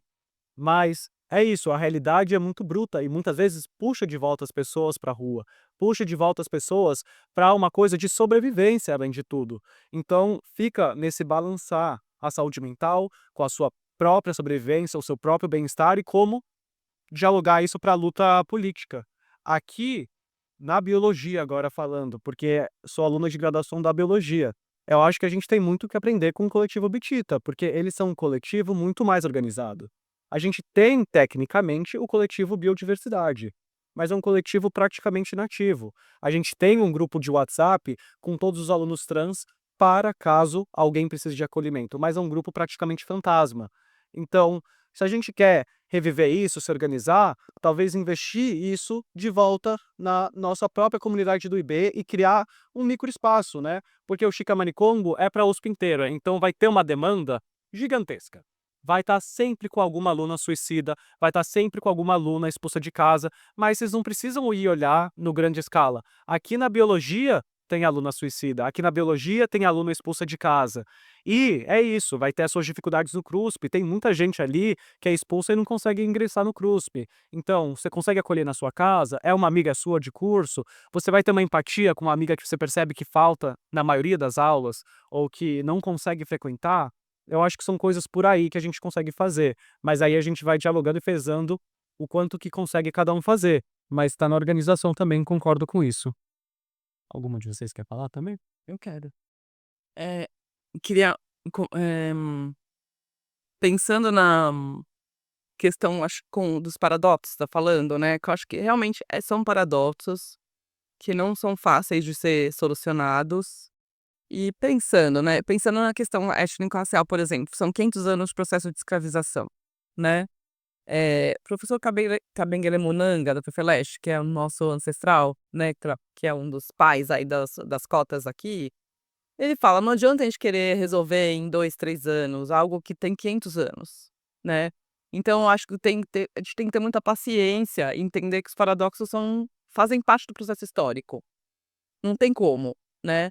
Eh, e aí como é que lida com isso? Porque a saúde mental no meio não tá, né, é muito difícil lidar com paradoxos, com tensões, conflitos no campo da saúde mental. Eu acredito, assim, que é fundamental ter lugares institucionais para pensar. A PRIP é um lugar importante, tem vários problemas, o PRUSP é um problema muito grave, que eu acompanho, mas no caso, por exemplo, que o Juni está falando, né, os coletivos que estão recebendo essas meninas, menines com várias questões, não aguentam, né, porque também não tem preparo, né. Enfim, mesmo a gente que tá também, professores que recebem alunos o tempo inteiro com muitas queixas, eu não tenho um preparo profissional para atender casos de suicídio, mas a gente precisa saber para onde encaminhar. Por isso que é importante uma rede que comece, né, comece na Chica, comece, nessas redes, mas é preciso que isso seja encaminhado para algum lugar. E a CIP é um desses lugares, em cada unidade, né. E também o ECOS, que é o Programa de Saúde Mental. Ali o ECOS, eu acho que o ECOS é um programa muito bem-sucedido de saúde mental aqui na USP, que tem psicólogos, atendimento que você pode ir todos os dias. E grande parte do problema de saúde mental ali, são por conta de preconceitos, né. É por isso, né, você não tem os casos que chegam no ECOS são por conta de racismo, transfobia, homofobia, enfim. São esses casos que chegam lá. Então, né, que é meio óbvio, né, mas enfim, é importante lembrar quais são as pessoas que estão com problema de sofrimento mental. Mas eu acho que é importante espaços institucionais mesmo, né, que possa acompanhar essas pessoas, encaminhar para os serviços especializados, porque não dá para ficar, por isso que é importante ter a CIP, né, ter o IB Acolhe, por exemplo, né, quem que vai acolher aqui no IB, né, em caso de suicídio, quem que é a pessoa que vai acolher? Para onde que a gente vai encaminhar? Encaminha para onde? É para o HU? É para o ECOS, né? Para uma assistência social? Depende do caso, né? Tem que conversar com a família, porque, por exemplo, tem alunos nossos que chegam com 17 anos e são menores. Às vezes tem que conversar com a família, porque o aluno é menor, né? Então tem vários matizes aí para pensar, mas eu acho que é importante pensar em lugares institucionais, permanentes, né? Para que os alunos possam chegar e ser acolhidos. e não ficar só na mão de alunos, porque é muito pesado. É uma responsabilidade absurda. Você tá com alguém que tá com processo de ideação suicida ou que foi expulso de casa, né? Enfim, eu já acolhi pessoas na minha casa, né? Eu acolhi, enfim, e é difícil, é complicado, enfim, né? Responsabilidade pra gente, como é que a gente faz? Então, é, então acho que é isso, também tentar. O processo histórico são demorados mesmo, e a gente precisa aprender, acho que tem que aprender, né, enfim, né, não é imediata, a resposta não é imediata. Não vai ser daqui a 1 ano, vai demorar, vai ser quando você estiver na pós-graduação, né, talvez quando eu estiver aposentada, não sei, né, mas é importante pensar que todos esses momentos são fundamentais, né, de construção dessa pauta. Cadê? O Gil estava ali, né, eu acho que foi embora. É, mas enfim, 1000 coisas. Quer falar, Rebeca? Não, você já falou assim. Vou passar o microfone. Então.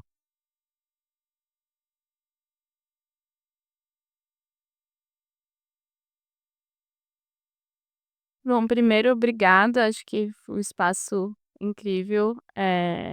Eu sou suplente da Copaf, eu era ativa no passado, titular, agora eu sou suplente. Sou aluna da Ecologia, meu nome é Clarissa. A minha pergunta para vocês, acho que é mais direcionada para a Sil, mas acho que todas podem responder em relação a como é no departamento de vocês. Mas uma coisa que sempre me interessa nas questões de letramento e ações institucionais, nesse sentido de preparação de como lidar com a diversidade, né, nesses ambientes, é em relação à equipe terceirizada, que eu acho que é uma questão, né? Eu faço parte de um coletivo que chama Avistar Acolhe, que é de um evento que chama Avistar, e a gente preparou uma cartilha, falando sobre as nomenclaturas, falando o que que é racismo, o que que é PCD, todas essas questões. E aí eu trouxe essa questão. Eu falei, mas gente, a gente precisa levar essa cartilha para a empresa que está terceirizando a limpeza, que está terceirizando segurança. Um dos casos de racismo que o evento sofreu há 2 anos atrás foi por um segurança terceirizado, e a gente sabe que às vezes é mais difícil, mas que também acho que envolvendo pessoas trans é, é recorrente, né? Principalmente a questão de acesso ao banheiro, são situações recorrentes, né? Esses embates, e infelizmente a consequência que uma mulher trans, uma mulher cis vulnerável, que por uma questão de não ter acesso ou questões sociais, religiosas, eh, comete um ato de transfobia nessa situação, a consequência que ela vai sofrer é muito mais severa que de um professor que comete isso dentro da sala de aula. E aí eu queria saber da Sil como que é esse diálogo, se tem uma forma diretamente com a empresa, se isso é feito diretamente com as pessoas, como que é a percepção de vocês, em cada um dos institutos, das universidades, como essa interação, né? Se existe um diálogo, um letramento que envolva essas pessoas também. Algum mestre, Bruno?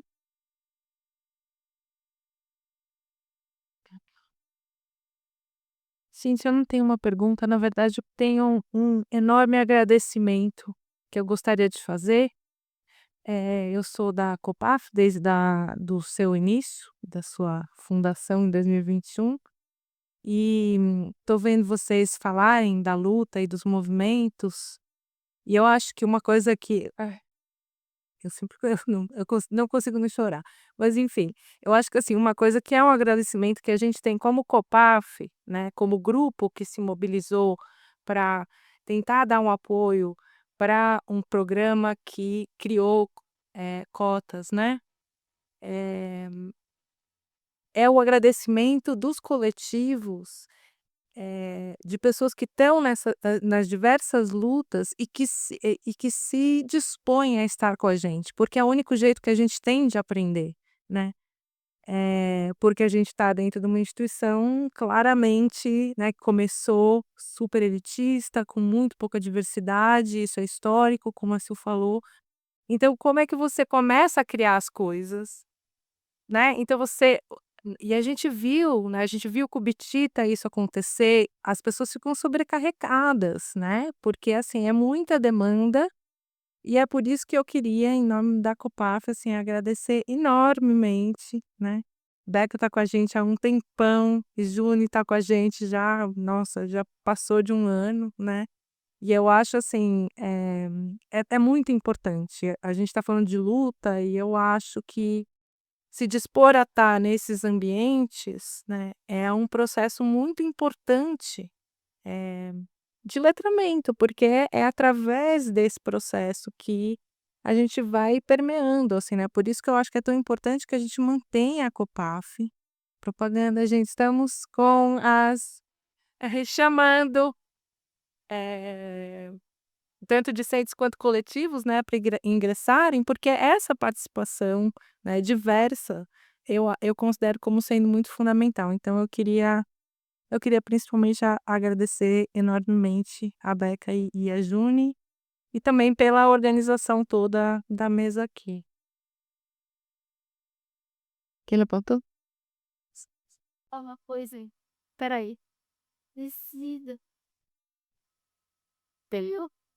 Eu vou ficar aqui na frente, porque eu acho que é isso, é rápido, não é uma dúvida. Eu acho que eu só queria dizer da importância de estar tendo espaços como esse para a gente poder, conversar, aprender e enfim, apoiar. Eu também sou uma mulher cis e fico pensando: "Tudo bem, o diálogo é pessoas trans na universidade. Que é que eu faço, né, tipo assim, como é que apoia, né. E eu acho que, dentro do Instituto de Biociências, a gente tem o programa de ecologia enquanto um programa que foi à frente em ações afirmativas e tal, e ter uma comissão permanente de apoio a essas ações é muito importante. E eu acho que a gente, enquanto estudantes, a gente às vezes não percebe tanto isso, a não ser em momentos como esse, que a gente fala: "Poxa, uma comissão como essa organizou uma mesa em que estão aqui sentados professores, alunos, dialogando sobre permanência e acesso de pessoas trans à universidade". Então acho que é só reiterar o convite de participar dessa comissão, que sem a gente que é estudante não existe. Então a gente tem que ocupar mesmo esses espaços, e tem vagas para alunos, mas também tem vagas para coletivos. Eu sou a pessoa para entrar em contato, se você fizer parte de um coletivo que queira entrar como representante dentro da Copaf. E o Ellen tá ali, é o nosso contato para você que é discente, quiser entrar como representante discente dentro dessa comissão. É isso. E eu vou devolver aqui. Alguém tem mais alguma dúvida? Podemos fechar esse bloco para vocês responderem, Clarice. Bom, eu vou falar dos terceirizados, mas acho que todo mundo pode falar. Bom, a questão dos terceirizados, acho que ela é muito delicada, né? É o público de servidores mais precarizado dentro da USP, né? Temos mulheres negras e homens negros. Mulheres negras na limpeza, homens negros e mulheres negras na segurança. Pessoas totalmente visíveis aqui dentro. Então, isso eu sou muito precária e um processo muito rotativo, né? São pessoas que têm que seguir outras regras de empresas que a gente não conhece quais são as regras, enfim, enfim, é uma situação muito complicada, enfim, que o Sintusp, inclusive, é uma das pautas do sindicato, né, dos trabalhadores, que sempre vem à tona. Na FEFELESH, a gente, quando tem problemas, a gente fala com a empresa, né, fala: "Olha, aconteceu isso com tal funcionário", a gente liga, né, nossa assistência administrativa aqui, que tem um vínculo direto com a empresa, a gente liga para a empresa, para o responsável e fala. Às vezes é complicado, porque o que que eles fazem com o funcionário? Eles tiram. Tipo, no dia seguinte ele não tá mais lá, né. Não tem como a gente falar assim: "Olha, vamos conversar com você, amigo, olha, vamos pensar, né, ó", né, essa questão de, tipo, justiça restaurativa, de tentar o diálogo, de tentar ampliar, não dá, porque a pessoa vai embora, ela é mandada embora, ela vai para outro lugar, é transferido sem a gente saber para onde foi, então tem essa questão. Então acho que mas é tentar o diálogo com a empresa, mas pensando que os funcionários que estão ali, eles são, assim, digamos, Estão em situação muito subjugada, né? Muito subjugada mesmo. Enfim, então mas eu acho, pensando na história, acompanhando a Fé Celeste mais de perto, que as questões de transfobia vêm muito das alunas também, né? É importante, meninas cis, né? Isso é importante dizer, né? Alunas, professores, né? Então tem a questão dos banheiros, tem a questão também do uso, respeito ao uso do pronome, né? Pessoas ainda que não modificaram o nome nos documentos, enfim, sessões na sessão de alunos, na lista de presença, ou então o professor que vê que é uma aluna trans, mas faz questão de usar o pronome masculino, reiteradamente, o semestre inteiro. Não é que a gente erra pronome, todos nós erramos pronomes, mas você erra uma vez e você fala desculpa, aprendeu, depois você aprendeu e você muda. Tem pessoas que reiteram o erro de pronomes à sala durante o semestre inteiro. Essa aluna trans, ou aluno trans ou alune, desiste, abandona, tranca, repete por falta, né? E acho que uma coisa importante para pensar nas CIPs, pensando na colega ali, que tem a questão que não está regulamentada ainda nos COIPs, que é, por exemplo, questões de saúde mental, está indo nessa discussão, questões de saúde mental que envolvem transfobia, racismo, violência sexual, né, assédio, não estão regulamentados. Então, a aluna, por exemplo, que sofreu uma transfobia, né, que não consegue voltar para a sala de aula, porque ela não consegue estar com o coleguinha do lado, porque o coleguinha foi transfóbico, não consegue assistir a aula. Por que ela vai perder o semestre e o coleguinha vai se formar? Isso é crônico na USP, né? Então, enfim, então acho que terceirizados não é essa questão. Acho que a questão é mais ampla, é sistêmica, com C, sistêmica com C. Né, sistêmica de cis, né? Cisnormatividade, é sistêmica. Então, que envolve todo mundo, inclusive terceirizados, que são pessoas que estão na sociedade, né, reproduzindo o sistema com C também. Então acho que, enfim, acho que é importante, né, marcar, assim, pra gente não demonizar, falar: "Olha, o problema acontece com guarda, terceirizado". Eu gosto mais o contrário de Humanizar. como, justamente, eu acho que faz parte do sistema o fato deles estarem subjugados ali, né? Super difícil, é muito Então, difícil. isso, sabe, isso faz parte toda uma lógica de exclusão daquelas pessoas, de visibilidade, inclusive nisso. Total, e é difícil mesmo.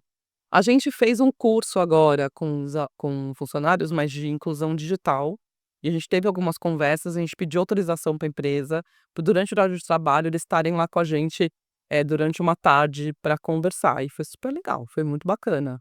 A gente quer repetir, fazer, tentativa de aproximação, né, com eles, que foi uma experiência bem bacana. E em relação, assim, vocês falam que pessoas cis podem, auxiliar, acho que na verdade é uma pauta que não é uma pauta só de pessoas trans, né, é uma pauta da universidade. E acho que tem uma coisa, acho que importante dizer também, que eu queria dizer, que não tem a ver direto com a questão trans, mas que eu vou falar aqui, que é também pensando nas alianças, a gente precisa, efetivamente, pensando em cotas para professores negros, temos, gente, anuário estatístico da USP 2024 são 135 professores negros. 135 professores negros na USP inteira. Somos 6.000 docentes na USP. Temos 135 professores negros. Temos 3 professores trans. Temos 2 professoras surdas. Ou seja, enfim, indígena, um professor indígena, né? Tem no anuário tem uma pessoa. Acho que é na educação. Né? Na faculdade de educação. Tem um indígena, um professor indígena. Então, para que, enfim, são pautas de todos, né? De pessoas brancas, de pessoas trans, enfim, né? Porque precisa de representatividade, né? Na universidade, para que as pessoas possam se reconhecer. Os alunos não se reconhecem, né? Não reconhecem na sala de aula quem tá ali, né? E é muito, enfim, tem muitas pautas pra gente ainda trabalhar na USP, né? Então, enfim. Eu fiquei pensando também na questão do terceirizados e como você disse na sua fala, eu acho que às vezes falta, assim, é que nem na lei, transfobia é crime. Agora, na prática, Quando eu sofro transfobia na rua, quantas pessoas já foram punidas efetivamente por isso? Zero. Zero.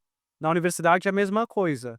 A gente tem como transfobia, é um problema, as pessoas sabem que não pode fazer. Agora, quando acontece, eu acho que é muito mais do que, se o terceirizado for transfóbico comigo, o que acontecerá com ele? Não, o que acontece quando eu sofro transfobia? Nada.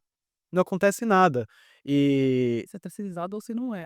e é isso que eu falei sobre, tipo, a gente escolhe nossas batalhas, né? Então, eu já sofri transfobia de terceirizados, de professores e de alunos. Qual que é a briga que eu escolho? Os professores. Porque esse é o lugar que eu tô aqui na universidade para fazer o quê? Para aprender. E o que a transfobia com o professor é o que está impedindo que eu consiga concluir esse objetivo. Então eu fico pensando, o que a gente precisa fazer como pauta para isso? É criar uma melhor regulamentação e o que agir e quais são as punições efetivas para quando ocorre transfobia. Porque ela vai continuar ocorrendo, isso é inevitável. Agora, tem que ter uma punição fixa e que seja constantemente efetivada, porque senão é isso, cada caso tem a sua medida. E a maioria das vezes, quem se prejudica é a pessoa trans que denunciou. Então, a maioria das pessoas trans que sofrem transfobia no IB não denunciam. Agora, por que a gente fica sabendo tudo isso? Porque é fofoca, gente. É fofoca para as trans falarem. Que transfobia você sofreu essa semana, amiga? Não, não acredito. Não acredito que te trataram na aula de físio. Putz, que chato. Ah, não acredito que o guardinha do CD tá te enchendo o saco. Não acredito que no banheiro as monas estão te olhando feio. Mas é isso, são diferentes pesos e diferentes medidas. Porque é claro que não é a mesma coisa uma pessoa me dar um olhar de lado no banheiro e a outra coisa é um professor que sistematicamente me impede de fazer uma disciplina. Então, eu acho que a gente dá nome às coisas e é o mesmo problema que eu tenho com a legislação atual das discriminações. Quando uma pessoa sofre racismo, também é muito. Varia muito a punição de acordo com o contexto do crime. E eu acho que se tem alguma coisa pra gente pautar na CIPES, poderia ser isso. Eu acho que o que a Sil falou de letramento é importante, não só para terceirizadas, para todo mundo, né, professores. E lá no IRI a gente teve um caso de um segurança que o aluno trans foi entrar no banheiro masculino e ele falou: "Não, seu banheiro é o outro". E adivinha, no dia seguinte ele tinha já sido transferido. E foi por causa disso que pelo menos a gente começou a lutar pelas placas nos banheiros, que ainda não tinha placa. E também teve um caso no hospital, eu não lembro o nome do hospital, é um famoso aí, que eu fui fazer um curso de saúde para pessoas trans. E o segurança também me chamou no pronome masculino, e ele tinha feito o letramento, porque depois eu fui avaliar, que eu fiz amizade com os médicos de lá, e eles vieram perguntar: "Como é que foi o evento? Você gostou?". E aí eu comentei: o segurança me chamou no pronome masculino". E aí eles ficaram: "Ai, não acredito, mas a gente fez o cursinho com eles, não sei o quê". Eu falei: "Gente, mas não vai não vão dar bronca no rapaz, não tem problema". E: "Não, mas a gente vai conversar com ele", eu falei, eu fiquei até preocupada com o moço, né. E você não devia ter nem ter comentado nada. Também hoje, por exemplo, eu comecei estágio na ETEC CEPAM, e o segurança também me chamou no pronome masculino. Mas foi o que a Júlia falou, né, eu tenho que brigar com os professores, lutar pelos nossos direitos com os professores, não com as terceirizadas que, às vezes, nem receberam o cursinho, o letramento necessário para eles, né. Uma coisa que eu penso também com letramento é que muitas vezes a gente recorre para o letramento por pura e boa vontade da comunidade trans ou LGBT local para fornecer esse trabalho gratuitamente, o que eu acho um absurdo. Então, aqui na Copaf, eu estou fazendo porque eu estou na boa vontade e eu me dispus a isso, então ok. Agora, se a gente quer fazer um letramento para os professores, pô, vocês ganham um salário de professor da USP, a gente tá dando aula pra vocês e vai ter que fazer isso de graça? Chato, né? E muitas vezes quem dá o letramento são a gente, alunas que estão tendo que fazer a porra de didática ainda, né? Então, eu acho que tem muito do que se discutir com isso. Não precisa ser a gente que vai dar esse letramento. Quer fazer o letramento? Faça. Tem muitas amigas minhas que trabalham com empresa de consultoria de diversidade e recebem bem por isso, porque é um dos poucos jeitos que a gente tem acesso ao mercado de trabalho. Então, se você quer, de novo, como cis aliado, ajudar a luta trans, como que eu posso fazer isso? Bem, vamos dar dinheiro no bolso dessas pessoas que, mesmo não estando na universidade, estão contribuindo para o letramento dela. Eu acho que é que nem a Rebeca falou, a gente tem que ter isso para professores, para alunos e para funcionários, porque todos eles estão incluídos nesse contexto. E claro que não vai ser do dia para a noite, mas são ações que não estão acontecendo, né? Então não vai mudar nada se não acontecer. Acho que, enfim, tô muito contemplada com o que foi dito aqui, mas eu só queria contribuir com um pouco sobre a reflexão que vocês duas trouxeram sobre professores e quais lutas a gente vai pegar. Eu acho que tem um aspecto a mais quando a transfobia é feita por um professor que o professor tem um poder sobre a gente concretamente, né? Ele que vai aprovar a gente. Inclusive, tem dois histórias, uma foi comigo e outra ficou famosa, por isso que eu sei. A primeira foi um professor, eu era caloura, gente, nossa, eu fui muito burra. Ele foi meio transfóbico na aula, eu falei, não, vou denunciar, fui pra ouvidoria, denunciei ele. Deu 2 meses depois, ele chegou com um processo pra cima de mim. Direito, né, gente? Obviamente. Chegou com um processo, falou que eu estava, enfim, fez toda a argumentação lá dele, jurídica, que eu estava caluniando ele por ser um processo administrativo, teria agravo, enfim. Não foi pra frente porque eu fiz a denúncia anônima, eu também não era tão burra assim.